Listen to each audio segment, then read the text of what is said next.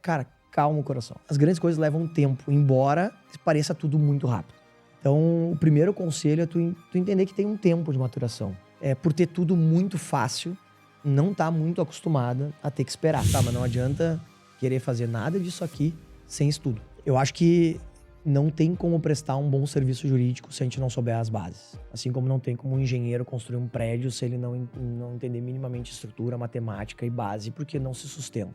E o nicho é muito bom, porque ele seta um caminho específico. A vantagem do nicho é que tu consegue estar muito perto do que o cara é, do que ele faz, de como é que funcionam as entranhas desse mercado.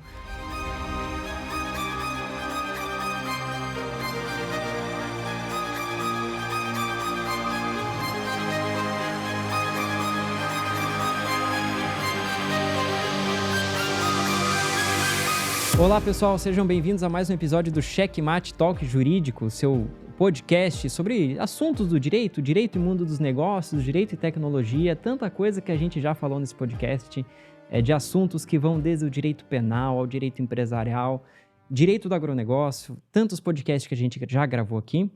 E vocês devem estar estranhando uma coisa, né? Professora Cris não está conosco hoje, né?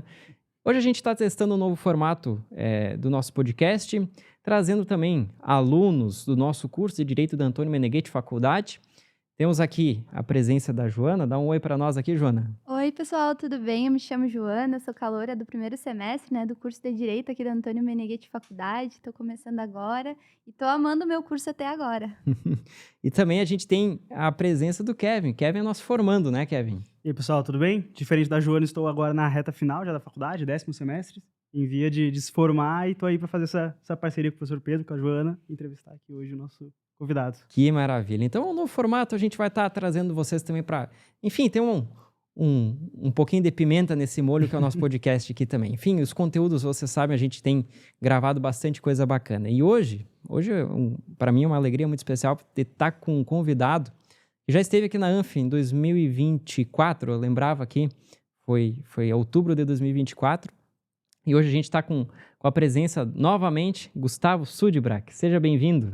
Tudo bom? Obrigado. Sempre muito bom estar aqui com vocês. Recepção nota 1000. Tomara que a gente consiga agregar aqui no podcast, que já é um sucesso, fiquei sabendo. Maravilha. Como é que é o currículo do Gustavo, Joana? Então, hoje a gente tem a honra de receber alguém que foge do padrão tradicional, do direito, que seria um profissional que só não entende do direito, mas também enxerga além dele. Tu traz inovação e um pensamento lógico, uma visão fora da curva, a gente diria assim, Então, o nosso Gustavo... O nosso convidado de hoje, é o Dr. Gustavo, É um advogado que se destaca justamente por esse olhar questionador e diferenciado do direito, Então, seja muito bem-vindo ao nosso podcast e eu estou bastante curiosa para saber sobre a tua área. Gustavo, ele é sócio proprietário do Slap Law, eu sempre lembrava, tem uma frase que o Gustavo usou no status do Instagram, do WhatsApp, a primeira vez que eu te mandei, que era uma nova advocacia para um novo mundo.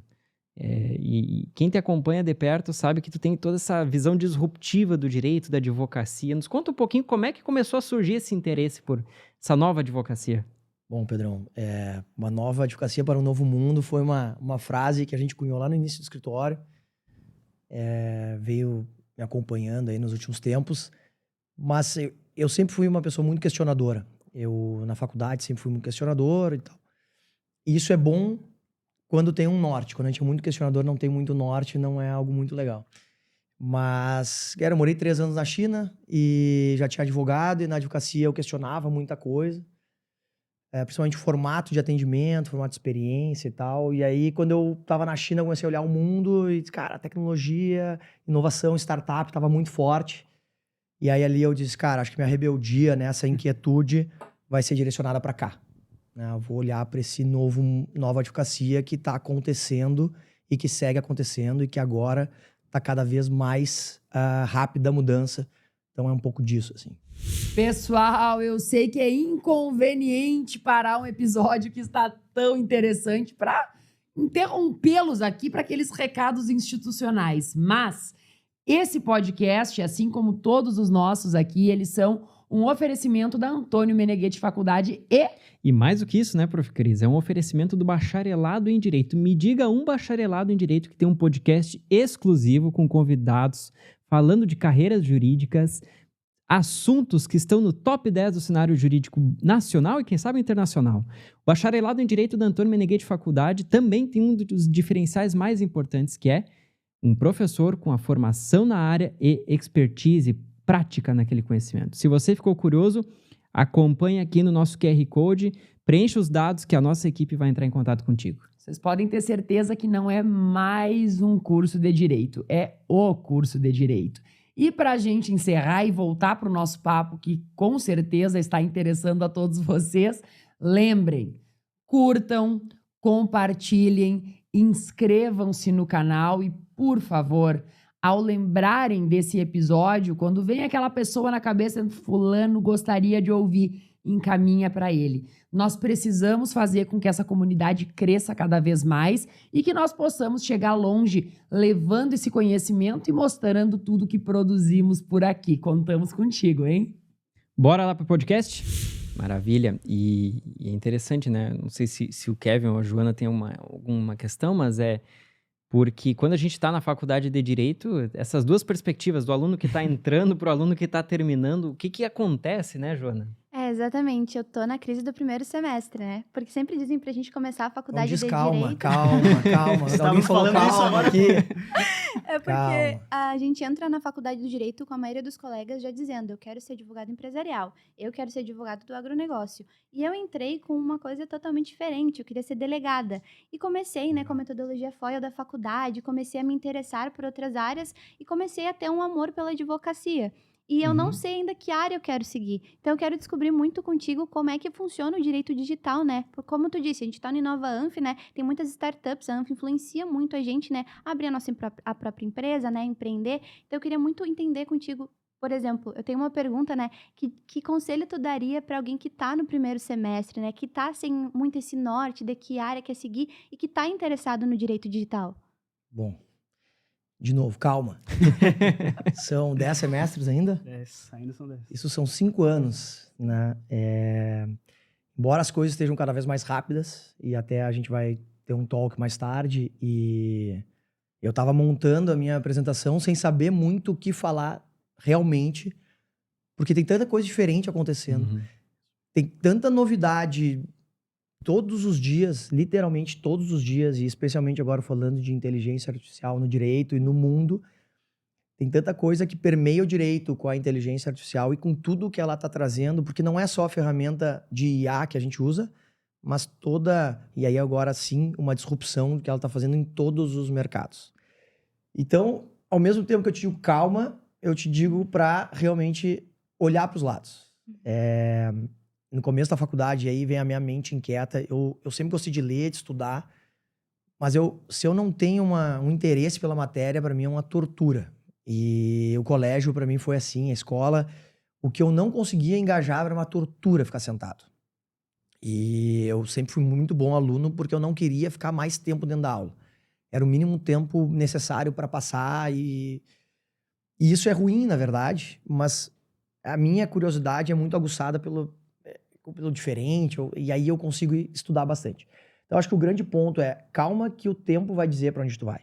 Isso é a primeira coisa, não tem como agora, no primeiro semestre, tu escolher. Até tu pode escolher, mas sem pensar que aquilo é o futuro, não precisa. Não resolve, do mundo de hoje, pensar em o que tu vai estar fazendo daqui 10, 15, 20 anos, é muito prematuro. E talvez a gente viva algumas gerações a partir de agora que tenham várias profissões. Isso já se fala muito nos Estados Unidos, no Vale do Silício.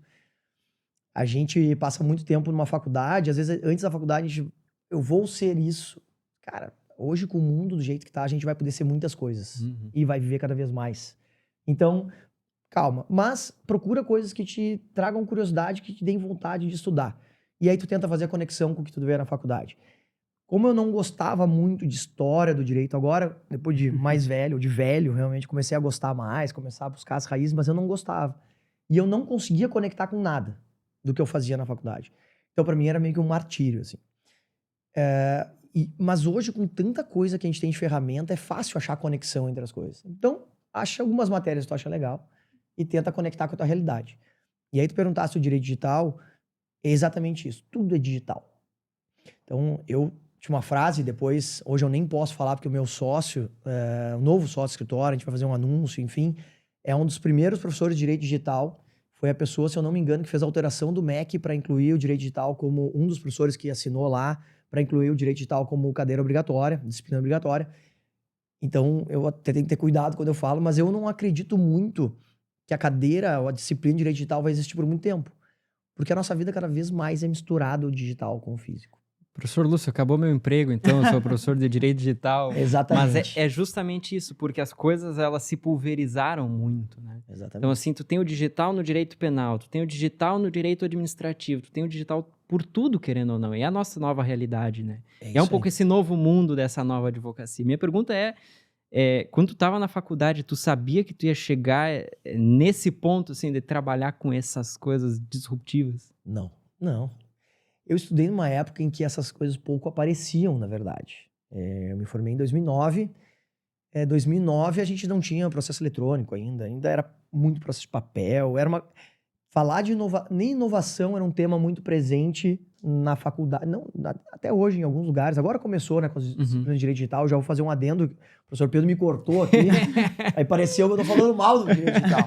É que eu só acho que o direito digital é um ambiente. Exato. Assim como a gente não estuda direito penal rodoviário, porque tá dentro... Porque tá dentro do... É no ambiente...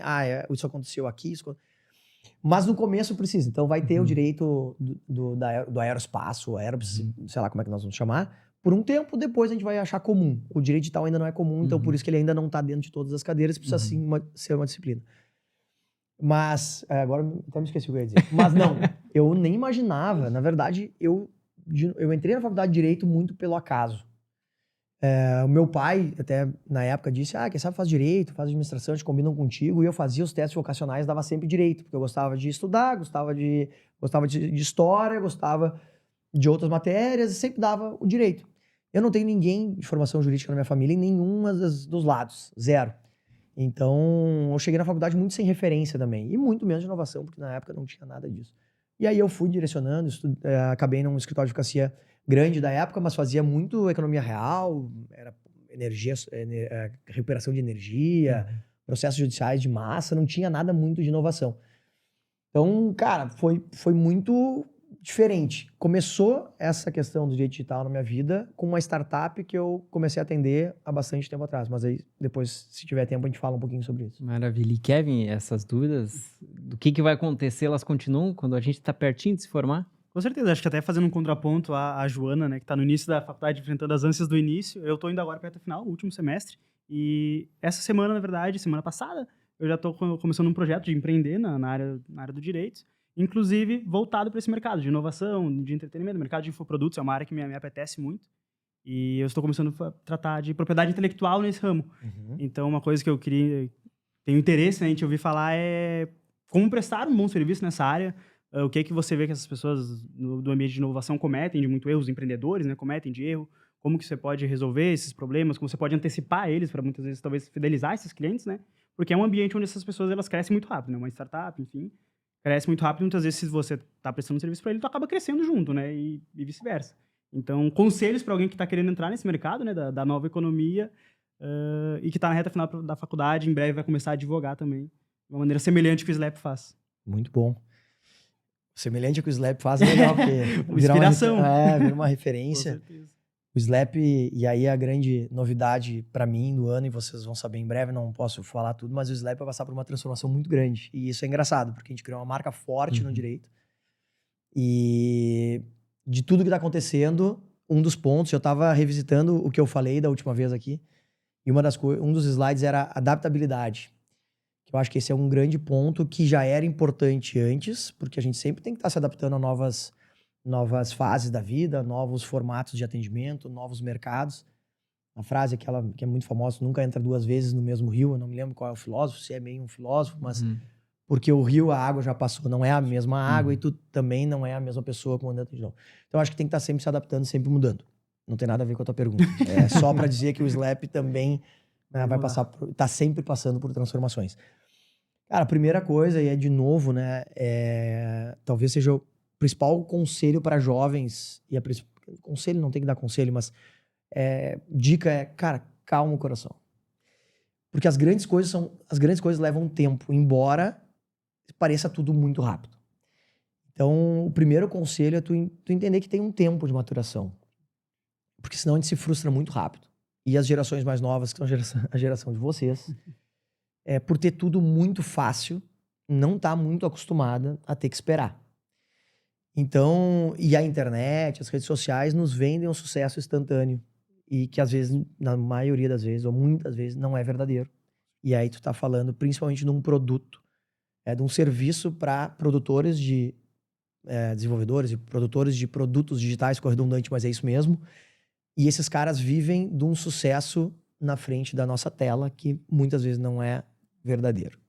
E aí, no teu caso, tu vai precisar lidar com duas ansiedades. A ansiedade de dar certo no teu negócio e a ansiedade de trabalhar com pessoas que ficam vendendo sucesso o tempo todo.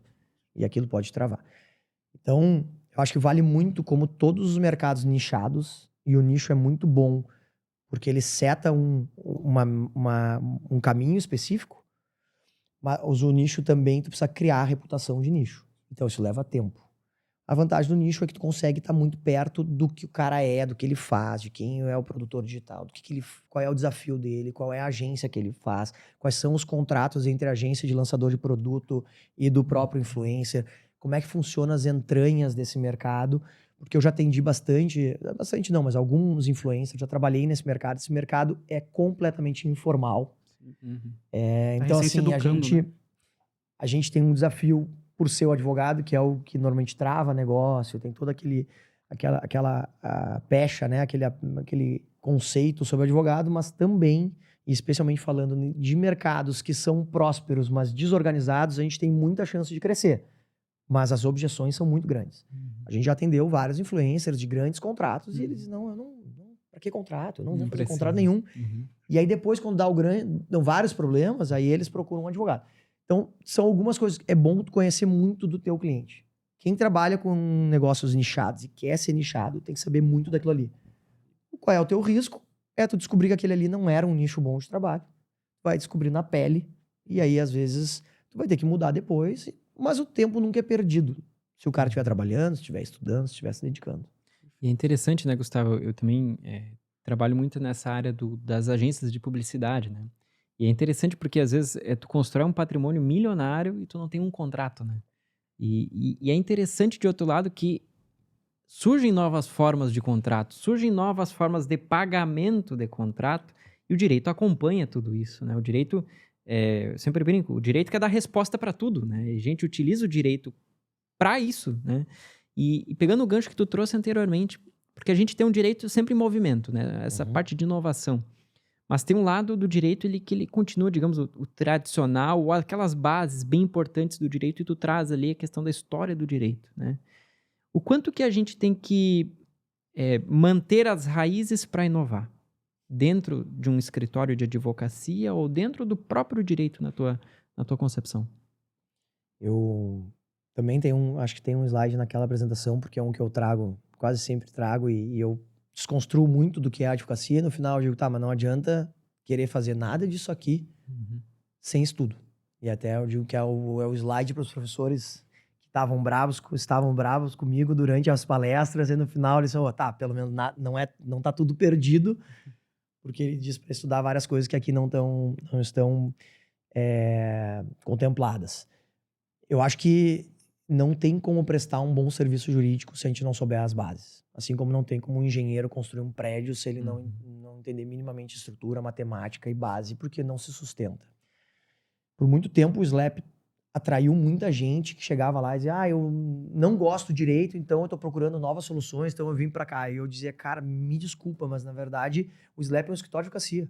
E a gente se propõe a entregar excelência no que a gente entrega, de uma forma mais desconstruída, porque o nosso cliente, a nossa persona, o nosso ICP é alguém que vê o mundo de uma forma diferente. E ele, para determinadas coisas, ele não quer aquele advogado mais formal, que mantém uma distância, né, que usa muito formalismo jurídico para exatamente impor uma certa autoridade.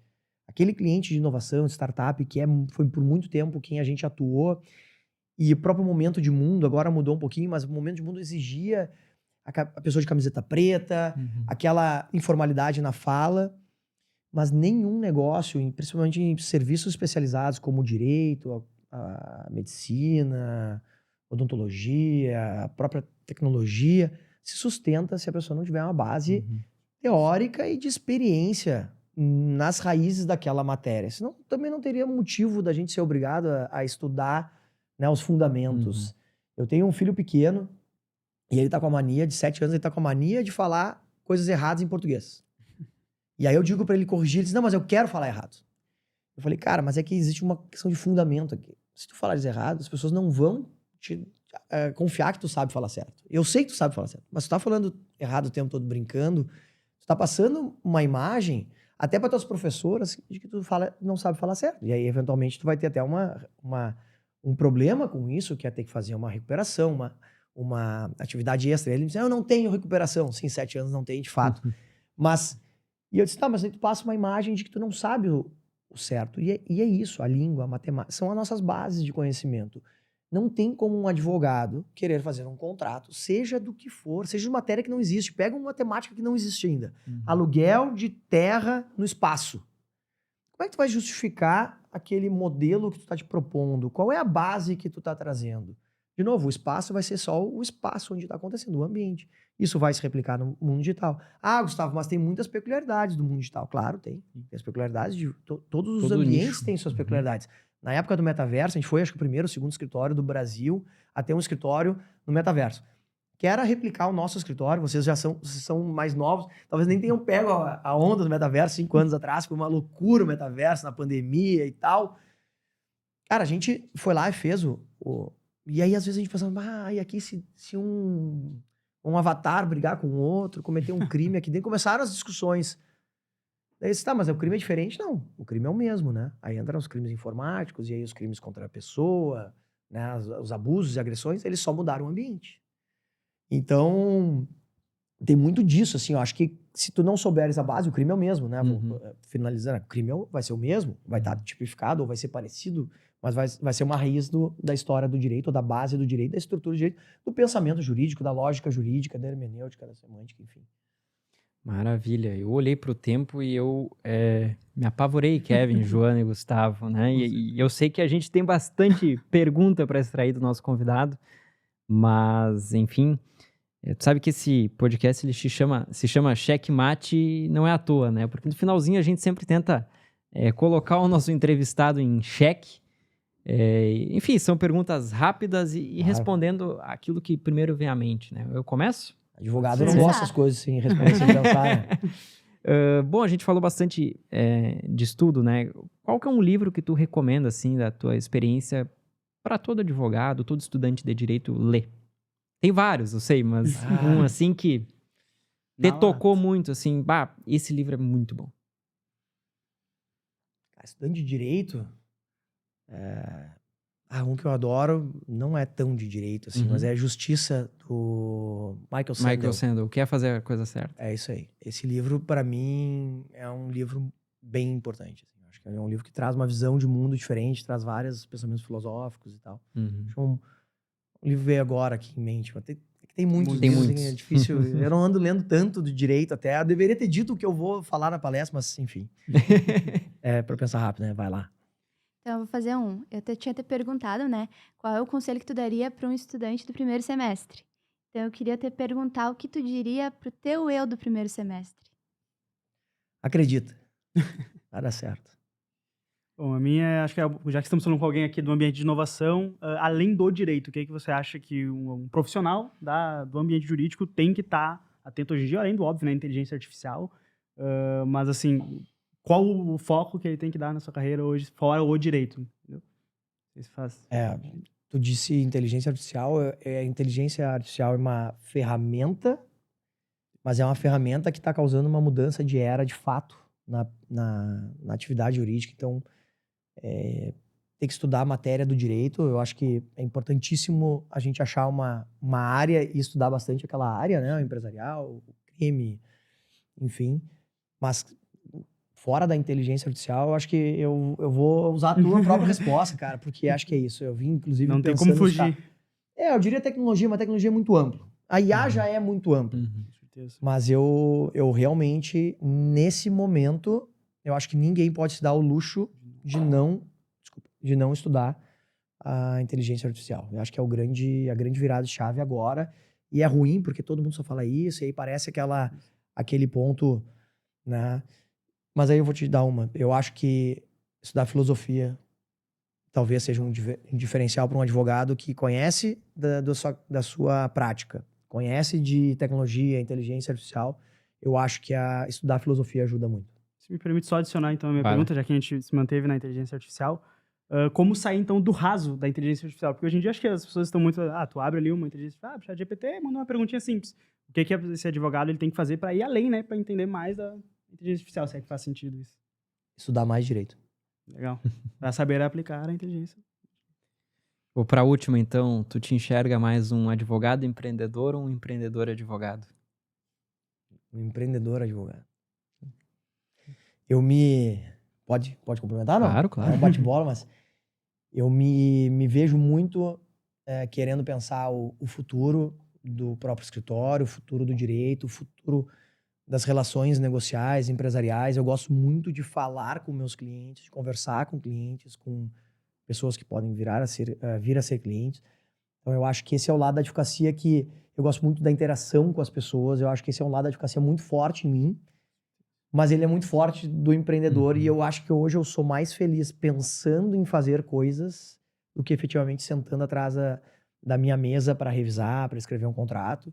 Eu tenho feito cada vez mais porque nossos clientes estão cada vez com questões mais complexas.